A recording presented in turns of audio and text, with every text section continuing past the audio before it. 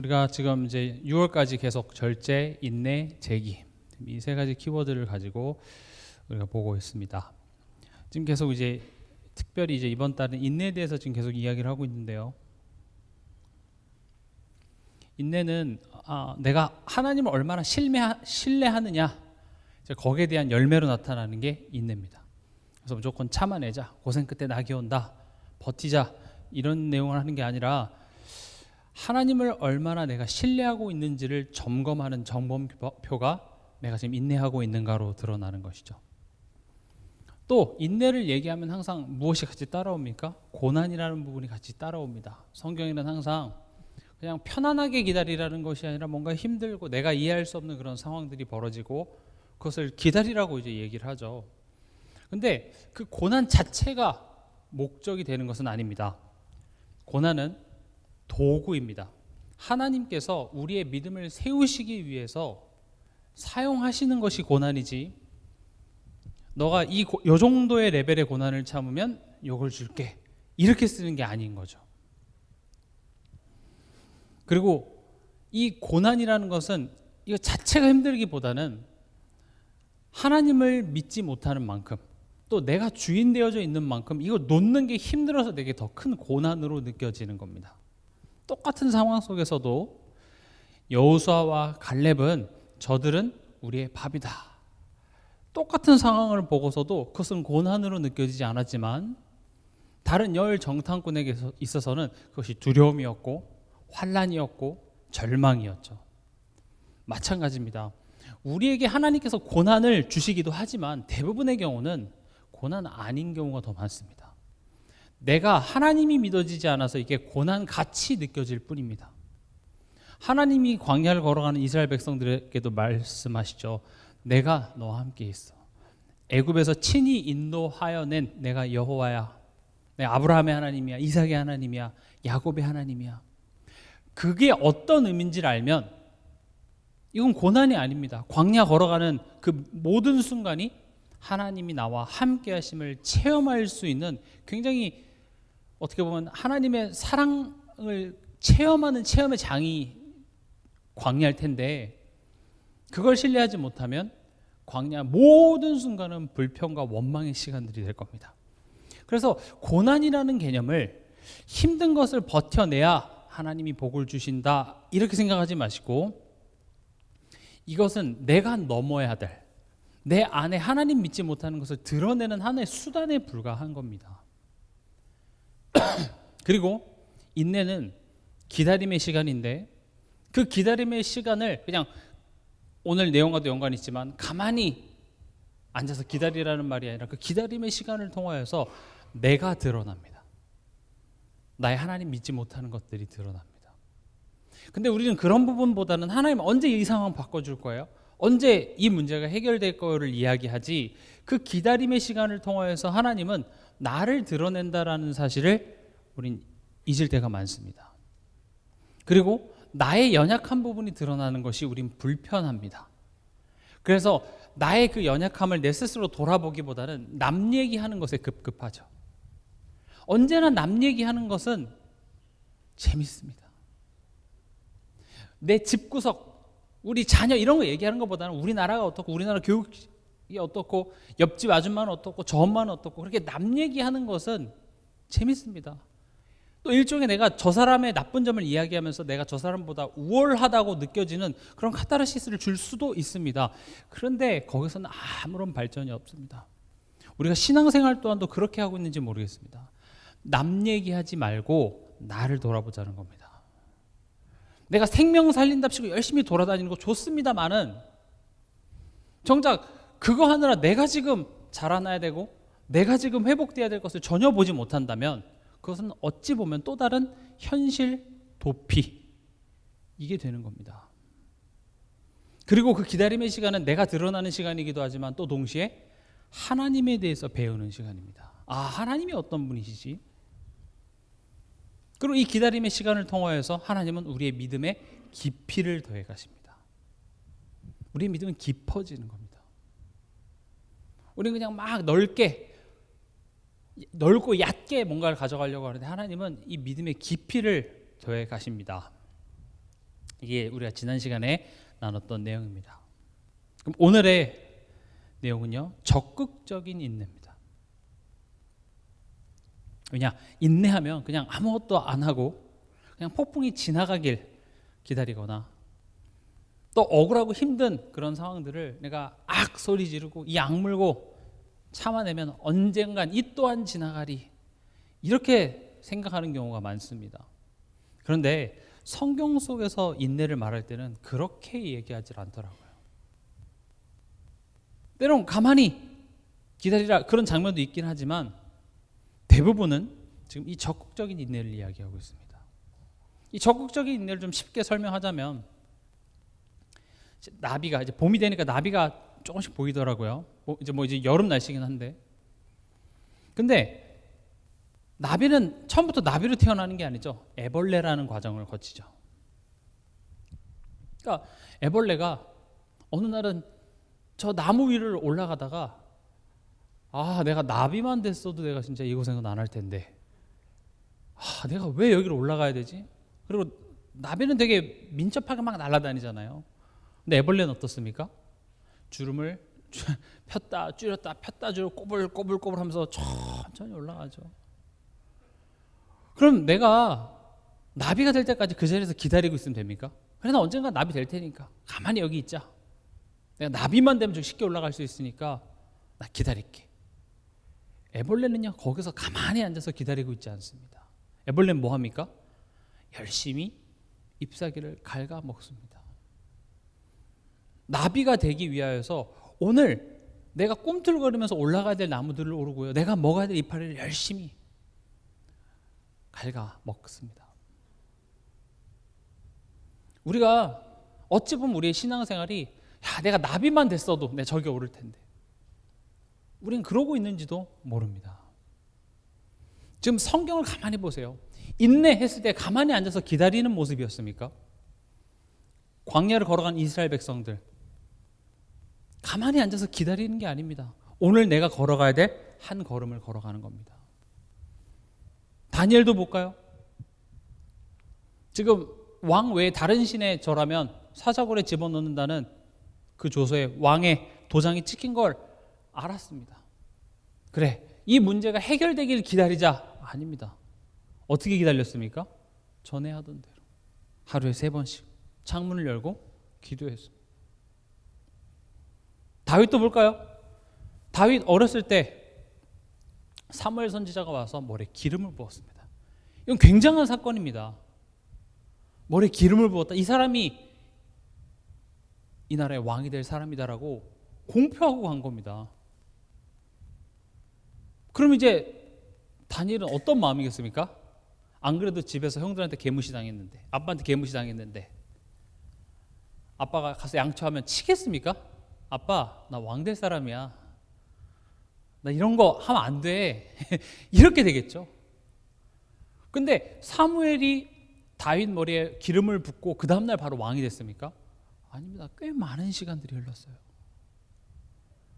머리에 기름을 부었어도 여전히 가정에서 무시당하고, 여전히 무슨 일 했습니까? 형들 심부름하는 일 했어요.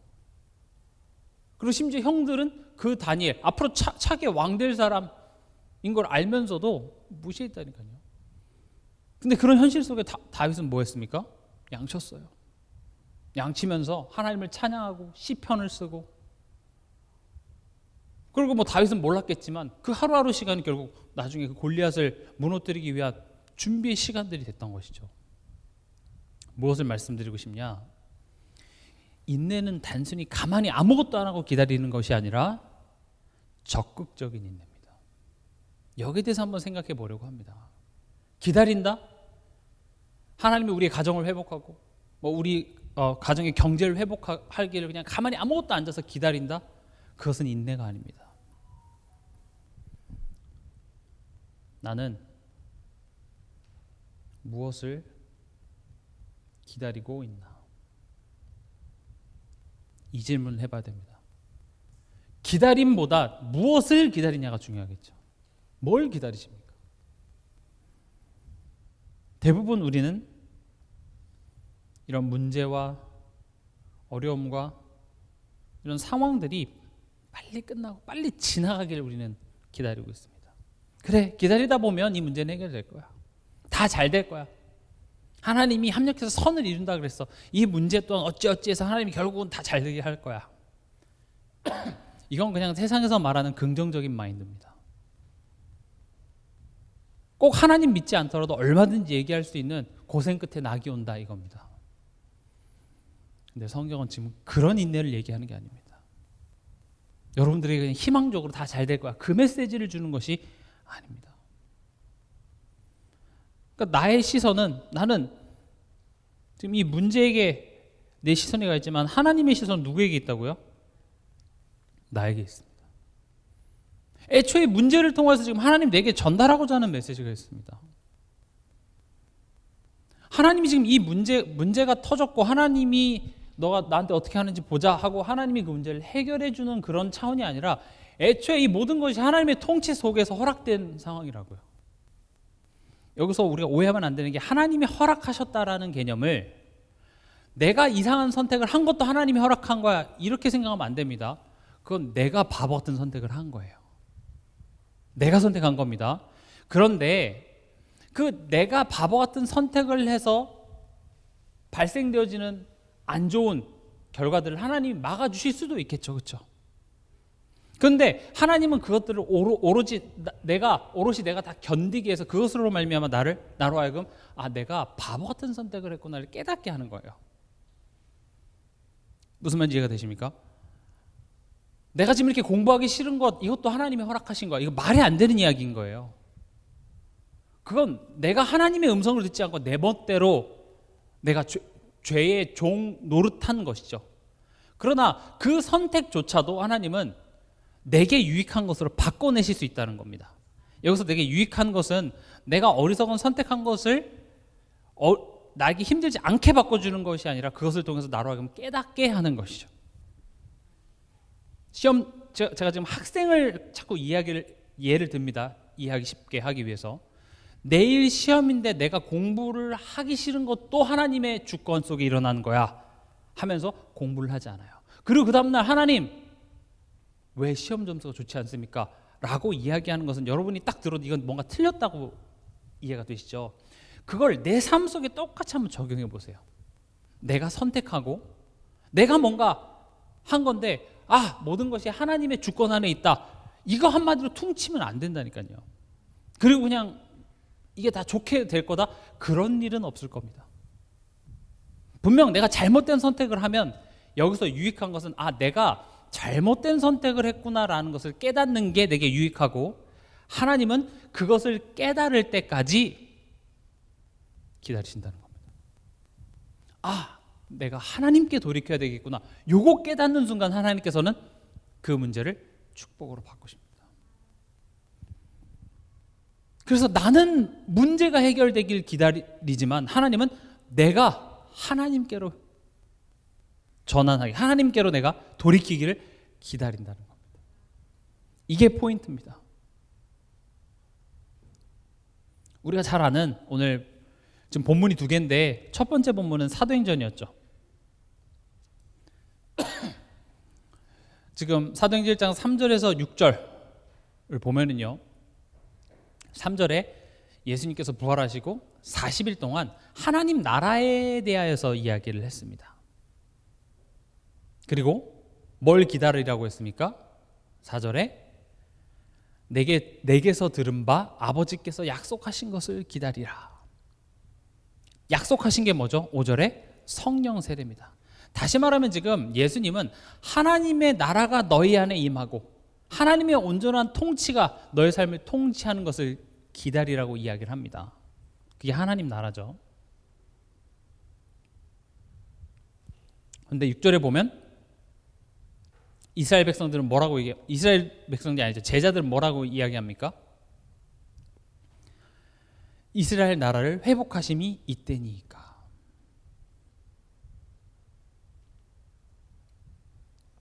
지금 제가 위에 썼던 나는 문제가 해결되길 기다리고 있고 하나님은 내가 하나님께 돌이키기를 기다리고 있다. 지금 이 내용이 여기에 그대로 지금 반영이 되는 겁니다. 예수님이 십자가에 죽으시고 부활하셔서 우리를 구원하시고 자녀 삼으셨습니다. 근데 거기서 끝이 난 게 아니라 하나님 나라에 대해서 이야기했습니다. 하나님 나라는 뭐라 그랬죠? 하나님이 내 삶을 온전히 통치하시는 것입니다.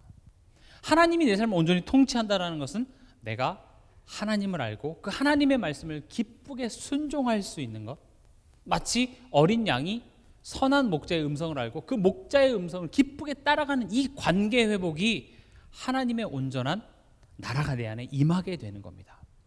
성령이 내 안에 내주하는 것은 내 안에 하나님의 나라가 임했지만 그 하나님의 나라가 온전히 서길 원한다. 이게 지금 예수님께서 하나님 나라의 일에 대해서 설명한 건데, 하나님 나라라고 하니까 이스라엘 백성들은 못 알아듣는 겁니다. 뭘로 알아들었습니까?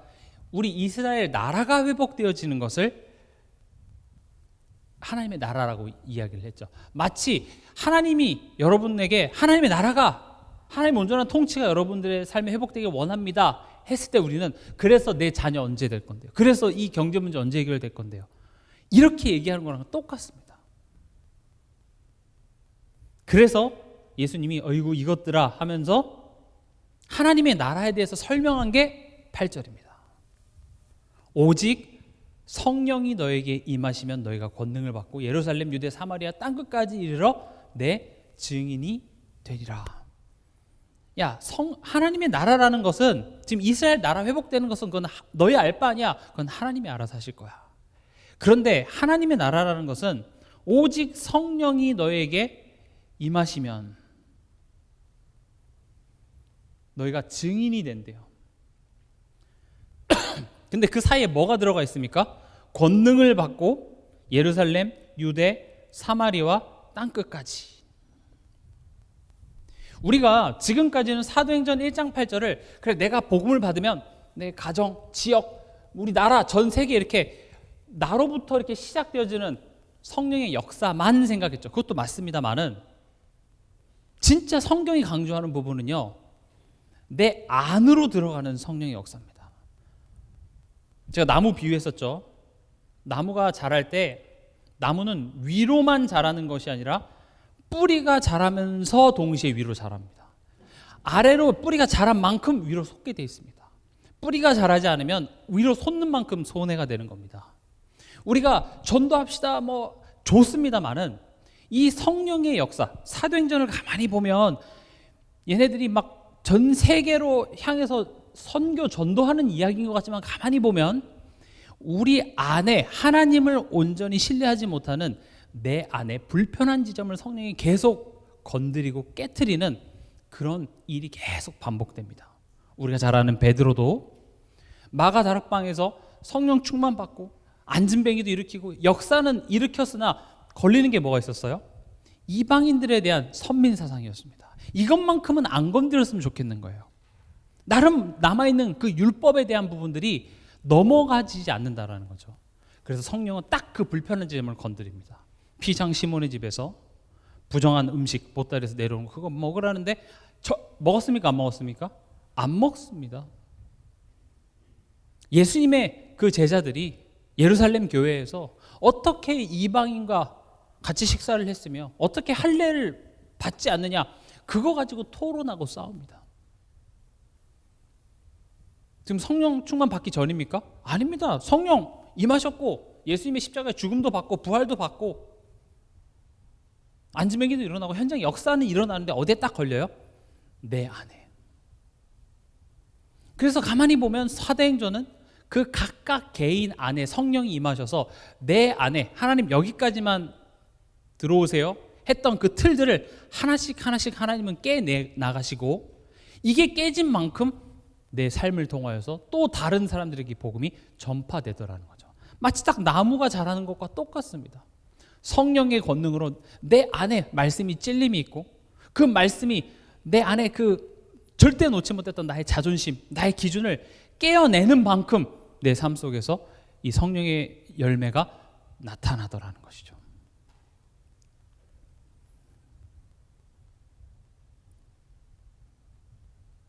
하나님의 나라, 즉 하나님의 온전한 통치가 이루어질 것이다. 이게 하나님의 나라, 지금 예수님께서 승천하시기 직전에 설명한 겁니다.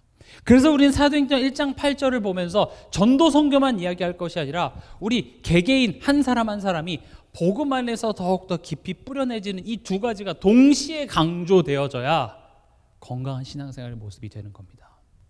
우린 지난 세월 동안 한쪽 면만 너무 강조되다 보니 결국 내가 자라나는 그런 부분이 약해져 있었고, 결국 그런 부분들이 우리의 삶에 안 좋은 열매들로 드러났다라는 것이죠.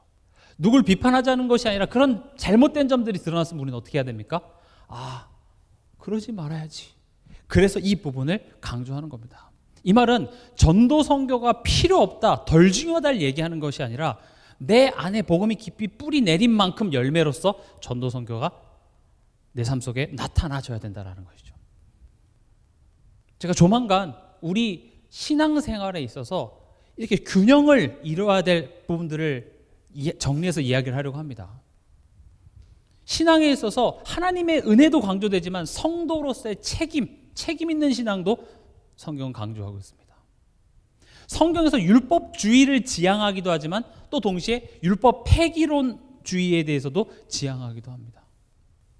또 성경에는 믿음을 강조하기도 하지만 또 그 믿음에 따르는 행위 또한도 이야기를 하고자 합니다. 행위로 구원받는다 이런 내용이 아니라 구원받은 자에게 있어서 믿음으로 산다라는 말은 그냥 머리로만 이론적으로만 관념적으로만 내가 믿습니다라고 고백하는 게 전부가 아니라 그것이 삶의 어떤 열매로 맺혀져야 되고 그것을 위해서 어떤 믿음의 도전들이 있어야 되는지를 성경은 같이 이야기를 하고 있다고요. 근데 이런 부분들에서 우리가 균형을 잡아야 된다라고 이야기하지 못하고 이게 더 중요해 저게 더 중요해 그걸로 교단이 나눠지고 교파가 나눠지는 거예요. 근데 그럴 필요 없어요. 왜냐? 성경은 둘 다 이야기를 하고 있습니다. 그렇다면 뭐가 맞다 틀리다 얘기하는 것이 아니라 우리가 그 두 가지가 균형을 잘 맞춰가고 있는지 그걸 보자는 거죠. 조만간입니다. 조만간 제가 준비하고 있습니다. 그래서 우리가 전도 선교가 너무 중요하지만 또 동시에 뭐가 중요합니까? 내 안에 하나님의 온전한 나라가 세워지는 것이 중요한 것입니다. 그렇게 예수님이 말씀을 하시고 승천하실 때 흰옷 입은 두 사람이 그들 곁에 서서 얘기하죠. 11절에 갈릴리 사람들아 어찌하여 서서 하늘을 쳐다보느냐 너희 가운데서 하늘로 올려지신 이 예수는 하늘로 가심을 본 그대로 오시리라 하였느니라. 무슨 말입니까? 여기서 지금 멍하니 하늘만 쳐다보고 기다리지 말고 니네 삶으로 돌아가 이겁니다. 지금 이 메시지가 지금 오늘 우리가 생각해 봐야 될 지점인 겁니다. 인내라고 하니까 그냥 다 잘 될 거야 막연히 기다리는 게 아닙니다. 이 또한 지나가리 그렇게 기다리라는 말이 아니라 지금 뭐라고 얘기합니까? 너의 삶으로 돌아가. 그래서 어떻게 합니까? 일상으로 돌아갑니다. 12절에 보면 제자들이 감람원이라 하는 산으로부터 예루살렘에 돌아오니 예수님 부활하시고 승천하셔서 예루살렘에 딱 돌아오니까 모든 사람 아이고 예수님이 부활하셨네요. 제 생각이 짧았습니다. 로마 황제가 찾아와서 아이고 예수는 그리스도셨네요. 이런 현실이었을까요? 아니요. 아무것도 바뀌지 않은 현실이었어요. 예수 안 믿는 것들은 더 큰 소리 치고요. 대제사장 기득권자들은 여전히 큰 소리 치는 아무것도 변하지 않는 그런 현실 속에 13절에 보니까 들어가 그들이 유하는 다락방으로 올라가니에요. 그들 숙소로 돌아갔다는 말이잖아요. 어떤 특정한 장소에서 대단한 걸 한 게 아니라 그들이 지금 거주하고 있는 그 자리로 돌아간 거예요. 거기서 뭐 했습니까? 여자들과 14절에 예수의 어머니 마리아와 예수의 아들들과 더불어 마음을 같이하여 오로지 기도에 힘쓰더라. 이 말은 단순히 기도를 열심히 하면 됩니다 이런 차원으로 이해하기보다는 지금 우리가 인내, 기다림이라는 것은 아무것도 하지 말고 다 필요 없으니까 하나님이 하실 일만 기다리고 있어가 아니라 너의 일상 속에서 너가 머무는 그곳에서 너에게 맡겨주신 그 사명을 감당하라는 이야기와 같은 내용인 겁니다. 이게 오늘 우리가 생각해 봐야 될 적극적인 인내의 내용입니다. 그럼 이제 무슨 말인지는 알겠습니다. 그럼 뭘 어떻게 하란 말입니까?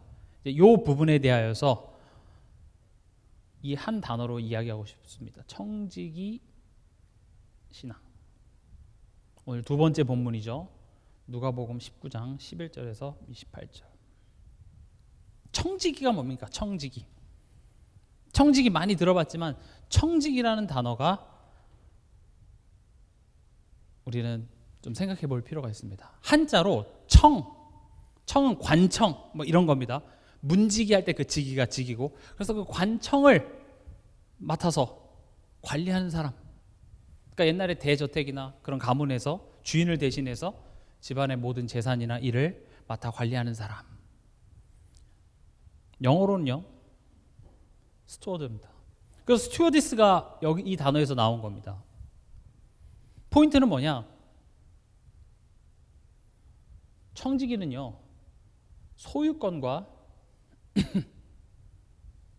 관리권이 분리되어져 있다는 사실을 아는 겁니다.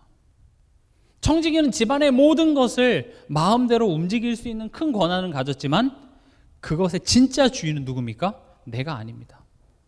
오너십은 내게 있는 것이 아닙니다. 나는 관리자인 겁니다.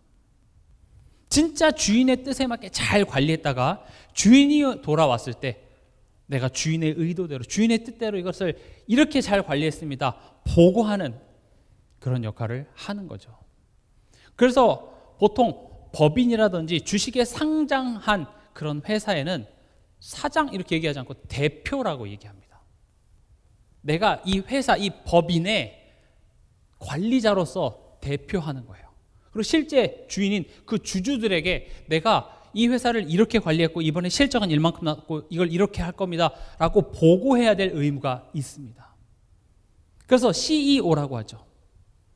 그 CEO는요, 주주들을 대신해서 이 청지기적인 관리자적인 어떤 그런 신앙을 가지고 이것을 잘 관리해야 될 의무가 있는 겁니다. 우리나라는 재벌들이 이렇게 다 붙잡고 있는 구조라서 이런 부분이 약하긴 하지만 원래 뭐 미국이라든지 이런 데서는 이런 부분들이 굉장히 잘 되어 있습니다. 그래서 주주들이 마음에 안 들면 CEO를 쫓아낼 수도 있습니다.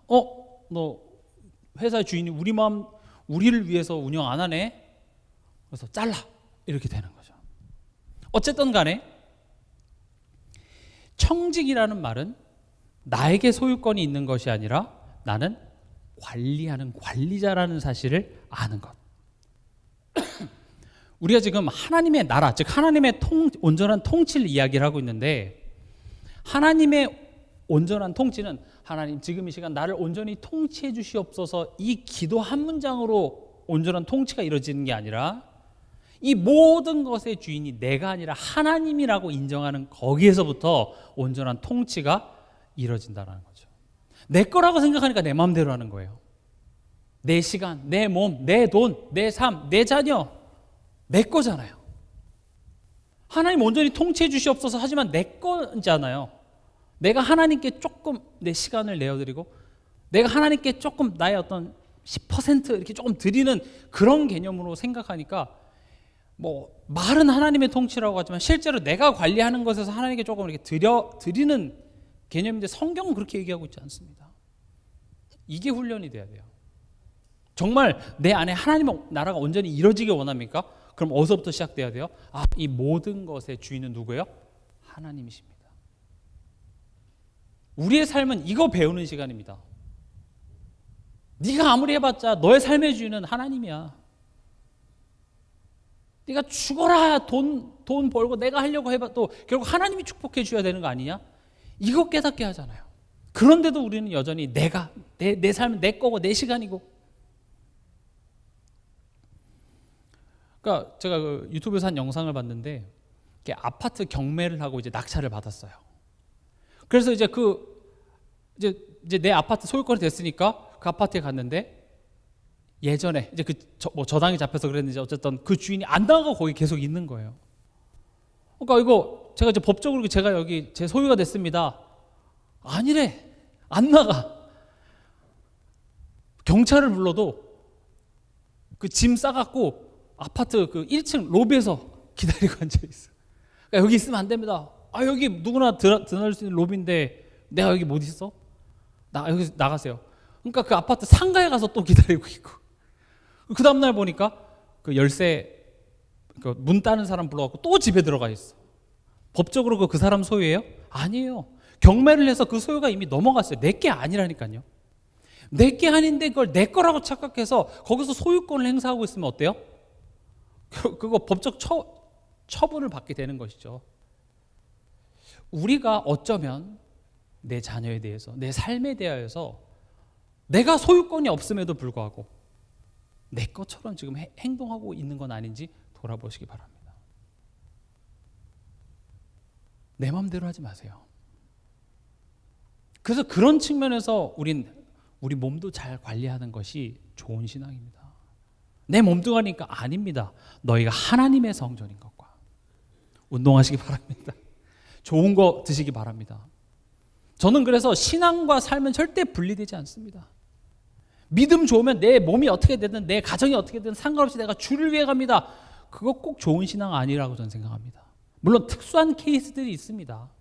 선교사들이라든지 그런 특수한 케이스를 제외하고 우리 모두는요, 우리의 삶 속에 파송되어진 선교사입니다.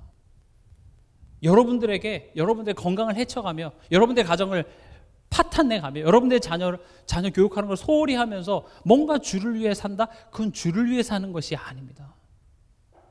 주를 위해 산다라는 것은 어디서부터 시작되냐? 이 모든 것이 하나님의 것입니다. 하나님, 내게 이것을 왜 맡기셨습니까? 이 자녀 하나님이 내게 맡기신 겁니다. 이 자녀 하나님 어떻게 키우기 원합니까? 그 자녀를 향한 하나님의 마음과 뜻이 무엇인지를 기도하는 것, 그게 예수를 위한 삶입니다. 자녀가 내가 엄마를 위해서 부모님을 위한다고, 최근에 어버이날이었잖아요. 그래서 부모를 위한답시고 학교 안 가고 역공역 앞에서 껌을 팔고 있다고 생각해 보십시오. 거기서 5,000원 벌었어요. 엄마, 내가 5,000원을 벌어서 우리 가정에 보탬이 되고자 합니다. 그러면 여러분들이 눈물을 흘리면서 그래, 내일은 더 잘 팔아라 이러시겠습니까? 그게 정말 부모를 위한 겁니까?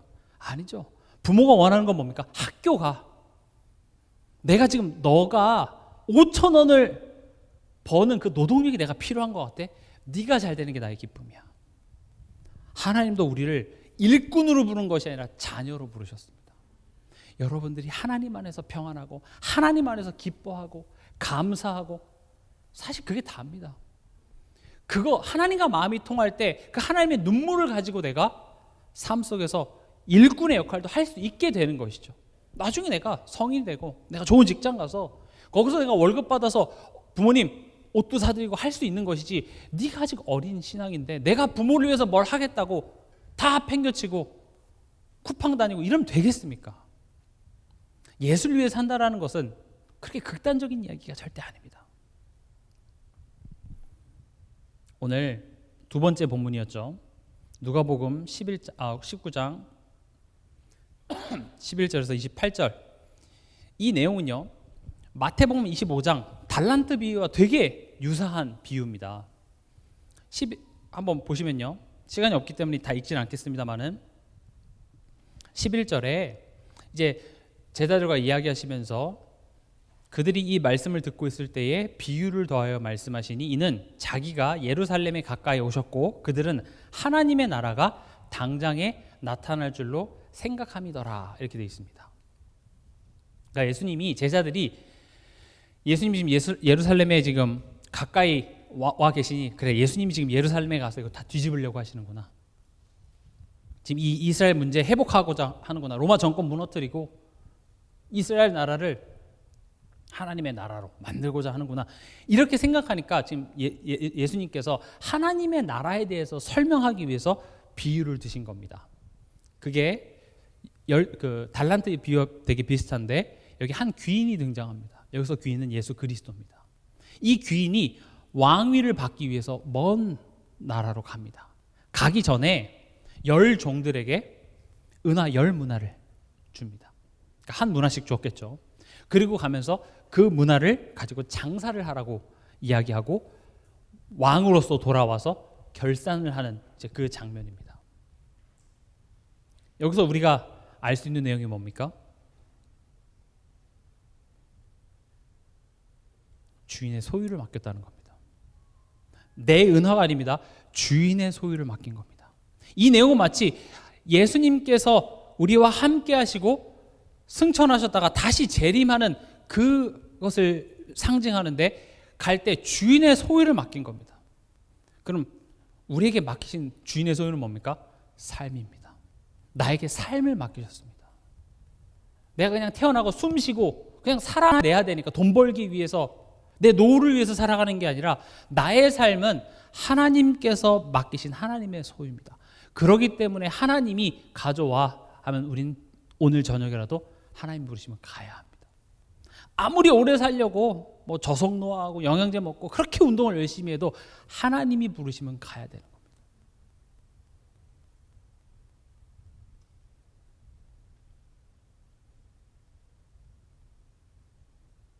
주인이 맡겼기 때문에 주인의 의도를 잘 이해하는 소통이 되게 중요합니다. 그게 우리에게 있어서는 기도입니다. 하나님 어떻게 하길 원합니까? 자녀를 위해 기도한다. 이 자녀 잘 되게 해주세요가 아니라 하나님 이 자녀 하나님이 내게 맡기셨는데 어떻게 양육하길 원합니까? 하나님 이 경제, 여러분 돈이라는 건 결국 뭡니까? 내 시간과 내 에너지를 바꾼 재화입니다. 가치잖아요. 그럼 결국 나는 돈을 버는 거지만 제가 지난번에 그 절제 경제 얘기할 때도 말씀드렸죠. 돈을 위해 살아가지만 돈을 어떻게 쓰는지 보면 결국 그 쓰는 것을 위해 나는 살아가게 되는 겁니다. 내가 돈을 열심히 벌었지만 그 번 돈으로 다 배달 음식을 사 먹으면 나는 내 인생, 내 시간은 그 음식 먹는 것을 위해 살아가는 사람이 되는 겁니다.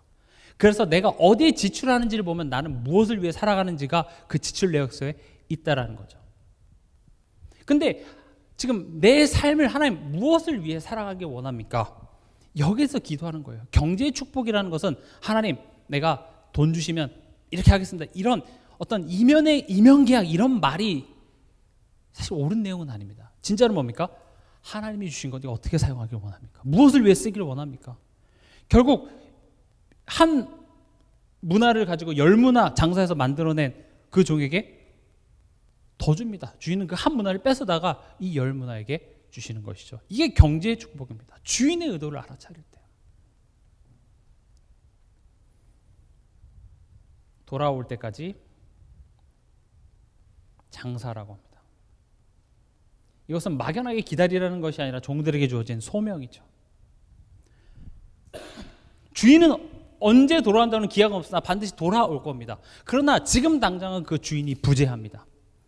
언제 올지 알 수 없는 그 기다림을 그냥 멍하니 막물어서 언제 주인 오시나 기다리라는 것이 아니라 너에게 지금 맡겨준 그 은한 문화를 가지고 삶의 치열한 시장으로 뛰어들어 땀을 흘리고 부딪히며 그것을 갖고 장사를 하라고 이야기를 합니다.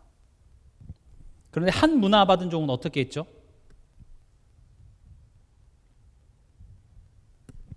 그것을 주인이 돌아왔을 때 수건에 싸서 땅에 묻어 두었죠. 그리고 얘기합니다. 나는 당신이 엄한 사람이고 그래서 무서워서 내가 혹시 잃을까 봐 아무것도 안 했습니다. 근데 저 안 읽고요. 그대로 갖고 왔죠. 그러니까 주인이 악한 종아 얘기합니다. 악한 종아 인플레이션은 생각 안 하냐? 물가가 상승이 됐는데 그게 지금 똑같은 가치인 것 같냐? 지금 그걸 얘기하는 게 아닙니다. 사실은 너가 나를 그런 사람으로 알았으면 은행에 넣지 그랬냐? 이거는 단순히 내가 두려워서가 아니라 이걸 영적 태만이라고 합니다. 아무것도 안 한 겁니다. 게을러서. 마치 실패가 두려워서. 상황이 안 좋은데 내가 뭘 할 수 있겠어. 상처받기 싫으니까 난 가만히 있자. 아 몰라 난 그냥 나를 위해서 편안하게 살래. 이게 사실은 한 문화를 받은 종과 똑같은 모습입니다. 혹시 내 삶은 그러고 있지 않나요? 하나님 이 문제를 해결해 주시면 내가 잘할게요. 하나님 요거 해결해 주면 내가 잘할게요. 그건 마치 뭐와 같냐? 사장님 월급 올려주시면 제가 열심히 일할게요. 되겠습니까? 어떻습니까? 여러분이 만약에 사장이라면 월급 올려주면 잘할게요 라는 사람한테 월급 올려주겠습니까? 아닙니다. 순서는 반대로죠. 잘한 사람에게 월급을 올려주는 겁니다. 시간이 지났기 때문에 그럼 어떻게 해야 되냐? 앞서 설명드렸던 것처럼 소유권이 누구에게 있는지 인정하시기 바랍니다. 하나님께서 내게 허락하신 삶. 이것을 훈련하는 곳이 삶입니다. 특별히 가정과 교회. 하나님이 야 천국은 이런 곳이다 라고 우리에게 보여주시기 위해서 허락한 두 가지 기관이 가정과 교회입니다. 천국을 맛보고 싶으셔서 그렇게 빨리 집에 가시는 겁니까? 여러분 주일날 천국을 맛보시기 위해서 교회 지금 오시는 거죠? 어떻습니까? 여러분들의 가정 천국 같습니까? 그래서 빨리 퇴근하고 빨리 집에 가서 천국을 누리고 싶다 해서 발걸음이 가벼워지십니까? 제 친구들은 그렇게 집에 가기 싫어하더라고요. 사실은 우리의 가정이 교회가 천국의 모델인데 우리는 천국 같지 않습니다. 지옥 같습니다. 왜냐? 이 가정과 교회에서 뭘 훈련시키냐? 시간의 주인이 누구시냐? 요거 훈련하는 겁니다. 그래서 우리는 이 날씨 좋고 이 쉬는 주말은 아니죠. 주의 시작이긴 하지만 어쨌든 주말에 교회에 와서 예배를 드리는 겁니다. 이 시간의 주인을 인정하지 못하는 사람은 이 시간 내 시간이죠. 내가 쉬어야 돼. 하지만 우리는 이 시간의 주인이 하나님이심을 인정해서 내 가장 좋은 시간을 내서 이 자리에 나와서 예배를 드리는 겁니다. 이게 훈련인 겁니다.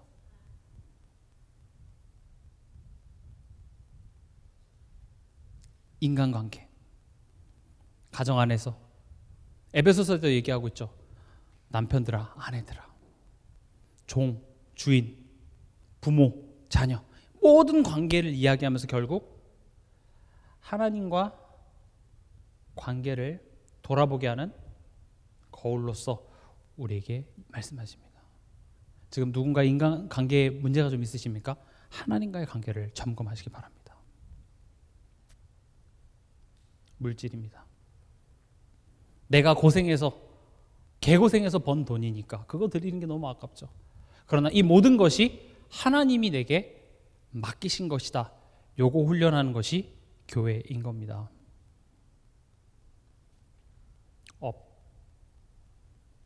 학생들에게는 학업이 되겠죠. 먹고 살기 위해서 전교 1등에서 좋은 직장 가기 위해서 열심히 하라는 것이 아니라 하나님이 그 직장에 그 학교에 나를 빚어가시고 단련하시기 위해서 심으셨기 때문에 전교 1등 하라는 말이 아니라 성실하라는 말입니다. 요셉이 무슨 희망이 있어서 노예로 살면서 성실했겠습니까? 현실은 참혹했으나 이 노예 열심히 해서 노예장이 되는 게 인생의 역전이겠습니까? 여전히 노예인데요. 그러나 요셉은 하나님이 지금 이 모든 상황의 통치를 가지고 통치하시면서 나를 여기에 심으셨다는 그 사실을 믿는 믿음이 삶의 성실함으로 나타난 겁니다. 그래서 복음 가지고 있으면 공부 못해도 괜찮다. 저는 이 말에 동의하지 않습니다. 전교 1등 해야 된다는 것이 아니라 성실해야 합니다. 천재적인 결과를 나타내지 못해도 괜찮습니다. 성실해야 됩니다.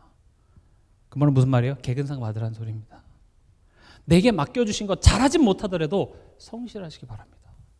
우리 후대들에게 이게 가르쳐줘야 됩니다. 여러분, 이런 자세로 사는 신앙인의 삶의 모습은 어떻겠습니까? 이건 세상에서도 칭찬받는 사람이 될 겁니다. 이런 사람은 교회 안에서도 본이 될 것입니다. 본이 돼야 된다가 아니라 정말로 내가 이런 청지기 신앙을 가지고 있는 것이 그 뿌리가 돼야 되겠죠. 말씀을 정리합니다.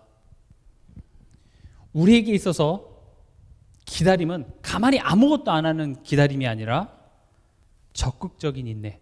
즉, 이 시간을 통하여서 하나님을 알아가고 하나님이 내게 이 모든 것을 맡기셨다라는 이 청지기적 신앙을 회복하는 시간이 돼야 되겠습니다. 그리고 맡기셨기 때문에 내가 그 주인의 의도를 알기를 힘쓰고 또 그 맡기신 것을 내가 성실히 감당해내는 그 힘을 여러분들이 하나님으로부터 구할 때 지금 당장은 별거 아닌 것 같지만 그 오늘을 청지기적 자세로 살아가는 그 오늘이 쌓여서 돌아보니 하나님이 이때를 위해서 준비했구나. 물맷돌을 던져서 골리앗 딱 맞추는 순간 나에게 허락하셨던 그 하루하루가 이때를 위해서였구나. 요셉도 형들 만났을 때 형들이 나를 팔았지만 하나님이 생명을 구원하시기 위해서 나를 앞서 보내셨구나. 이게 이해가 되는 것입니다.